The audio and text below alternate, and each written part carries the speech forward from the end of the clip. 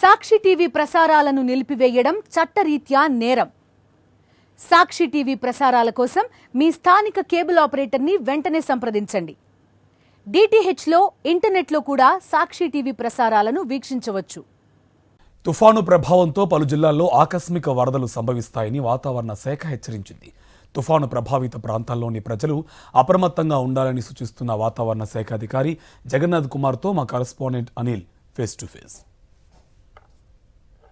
బంగాళాఖాతంలో కొనసాగుతున్న మోంతా తుఫాను ఏపీ తీర ప్రాంతం వైపు దూసుకొస్తుంది. ఇప్పటికే అన్ని ప్రాంతాల్లో కూడా కుండపోత వాన కురుస్తున్నటువంటి సందర్భం నెలకొంది. అయితే తీరానికి దగ్గరయ్యే కొద్దీ మరింత బలపడి తీరంపై ఎక్కువగా ప్రభావం చూపిస్తుందని వాతావరణ నిపుణులు అంచనా వేస్తున్నారు. ప్రస్తుతం ఇదే అంశానికి సంబంధించి మనతో మాట్లాడేందుకు విశాఖ తుఫాను హెచ్చరికల కేంద్రం ముఖ్య అధికారి జగన్నాథ్ కుమార్ ఉన్నారు. మాట్లాడదాం.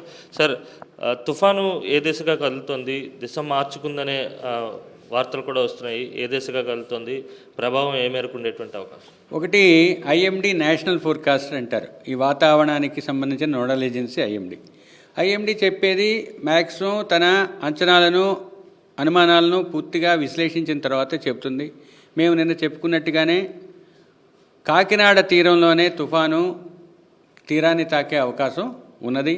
ప్రస్తుతానికి అది నైరుతి బంగాళాఖాతంలో దానికి ఆనుకుని ఉన్న పశ్చిమ మధ్య ఆగ్నేయ బంగాళాఖాత పరిసర ప్రాంతాల్లో తుఫానుగా కొనసాగుతుంది. ఇది ప్రస్తుతానికి చెన్నైకు 520 కిలోమీటర్లు, కాకినాడకి 570 కిలోమీటర్లు, విశాఖపట్నంకు 600 కిలోమీటర్ల దూరంలో ఉంది, గోపాల్పూర్కి 750 కిలోమీటర్ల దూరంలో ఉంది. ఇది తదుపరి ఉత్తర వాయువ్య దిశలో పయనించి రేపు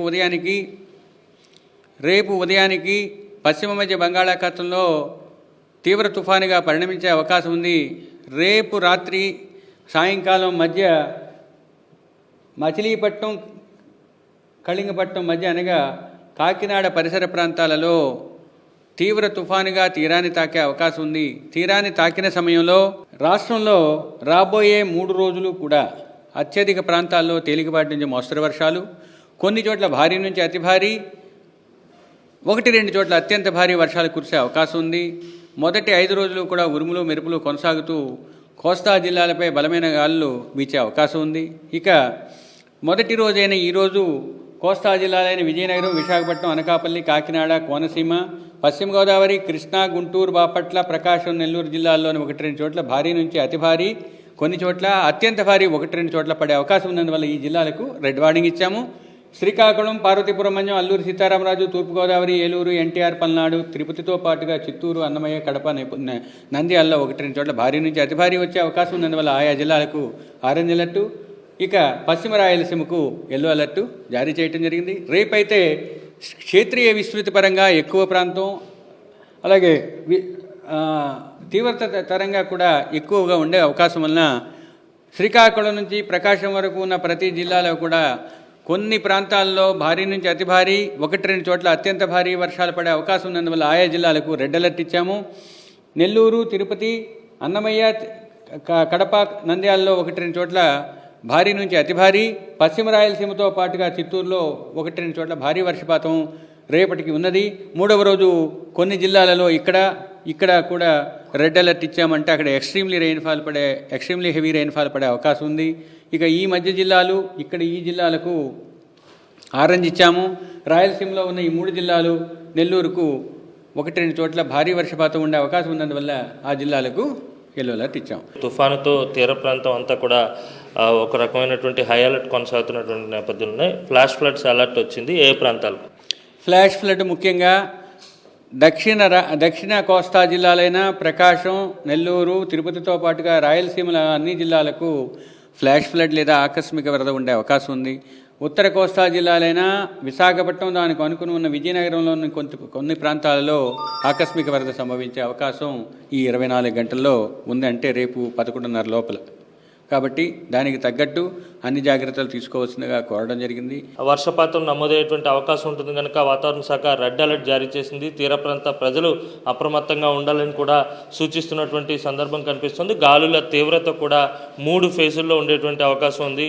90 నుంచి 110 కిలోమీటర్లు, అలాగే 70 నుంచి 90, అలాగే 50 నుంచి 60 కిలోమీటర్ల వేగంతో గాలులు వీచేటువంటి అవకాశం ఉన్న నేపథ్యంలో ఆయా ప్రాంతాల ప్రజలు తగిన జాగ్రత్తలు తీసుకోవాలని వాతావరణ శాఖ సూచిస్తోంది. వీడియో జర్నలిస్ట్ అప్పలరాజుతో కలిసి అనిల్, సాక్షి టీవీ, విశాఖ తుఫాను హెచ్చరిక కేంద్రం నుంచి. విశాఖ పశ్చిమ నియోజకవర్గం పరిధిలోని సుభాష్ నగర్ వద్ద ప్రమాదం జరిగింది. తుఫాను కారణంగా ఎడతెరిపి లేకుండా కురుస్తున్న వర్షానికి ప్రైమరీ స్కూల్ ప్రహరీ గోడ కుప్పకూలిపోయింది. పెద్ద శబ్దంతో గోడతో పాటు దాన్ని ఆనుకుని ఉన్న భారీ చెట్టు కూడా నేలకూలింది. స్కూల్కు సెలవు ప్రకటించడంతో పాఠశాలకు పిల్లలెవరూ రాలేదు.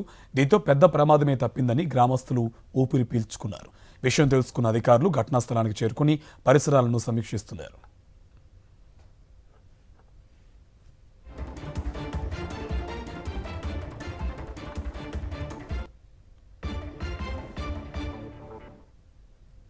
విశాఖ పశ్చిమ నియోజకవర్గం పరిధిలోని సుభాష్ నగర్ వద్ద ప్రమాదం జరిగింది.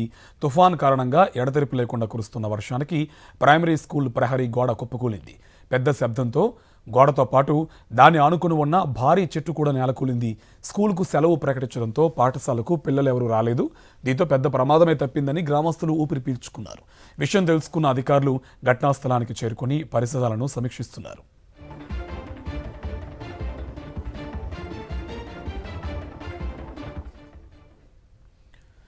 బాపట్ల జిల్లా నిజాంపట్నం హార్బర్లో మోంతా ఎఫెక్ట్ కనిపిస్తుంది. తుఫాను ప్రభావంతో 3 నెంబర్ ప్రమాద హెచ్చరికలు జారీ చేశారు అధికారులు.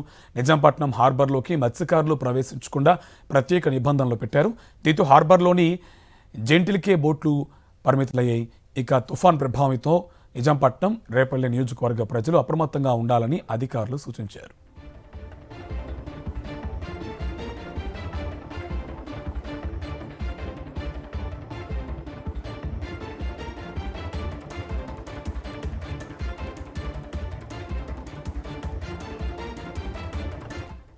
బాపట్ల జిల్లా నిజాంపట్నం హార్బర్లో మోంతా ఎఫెక్ట్ కనిపిస్తోంది. తుఫాను ప్రభావంతో 3 నెంబర్ ప్రమాద హెచ్చరికలు జారీ చేశారు అధికారులు. నిజాంపట్నం హార్బర్లోకి మత్స్యకారులు ప్రవేశించకుండా ప్రత్యేక నిబంధనలు పెట్టారు. దీంతో హార్బర్లోని జెంటిల్కే బోట్లు పరిమితమయ్యాయి. తుఫాను ప్రభావంతో నిజాంపట్నం, రేపల్లె నియోజకవర్గ ప్రజలు అప్రమత్తంగా ఉండాలని అధికారులు సూచించారు.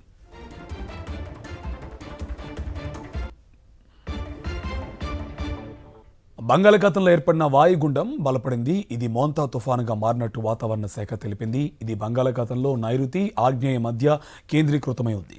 ఇది పశ్చిమ వాయువ్య దిశగా కదులుతోంది. గడిచిన 6 గంటల్లో గంటకు 16 కిలోమీటర్ల వేగంతో కదిలింది. మంగళవారం ఉదయానికి తీవ్ర తుఫానుగా మారే అవకాశం ఉందని వాతావరణ శాఖ తెలిపింది. విశాఖకు దక్షిణ ఆగ్నేయంగా 710 కిలోమీటర్ల దూరంలో, కాకినాడకు ఆగ్నేయంగా 680 కిలోమీటర్ల దూరంలో, చెన్నైకి తూర్పు ఆగ్నేయంగా 600 కిలోమీటర్ల దూరంలో తుఫాను కేంద్రీకృతమై ఉంది. తీరం వెంట 50 నుంచి 70 కిలోమీటర్ల వేగంతో ఈదురు గాలులు వీస్తాయని అధికారులు తెలిపారు. మచిలీపట్నం, కళింగపట్నం మధ్య కాకినాడ సమీపంలో మంగళవారం తీరం దాటే అవకాశం ఉందని వాతావరణ శాఖ ప్రకటించింది. తుఫాను తీరం దాటే సమయంలో గంటకు 90 నుంచి 110 కిలోమీటర్ల వేగంతో గాలులు వీచే అవకాశం ఉందని వాతావరణ శాఖ అధికారులు తెలిపారు.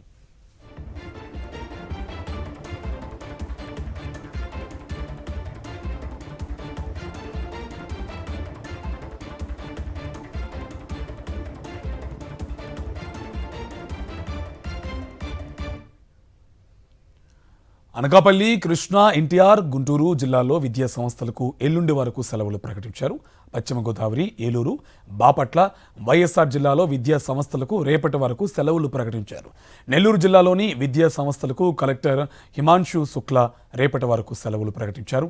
మోంతా తుఫాను ప్రభావంతో ఏపీలోని పలు జిల్లాల్లో వర్షాలు కురుస్తున్నాయి.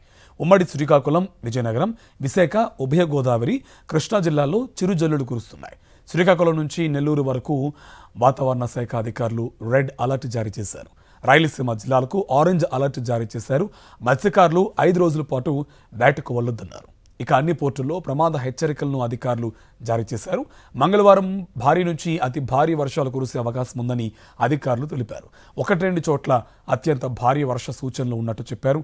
తీర ప్రాంతంలో ఉండే ప్రజల కోసం అధికారులు పునరావాస కేంద్రాలను ఏర్పాటు చేశారు.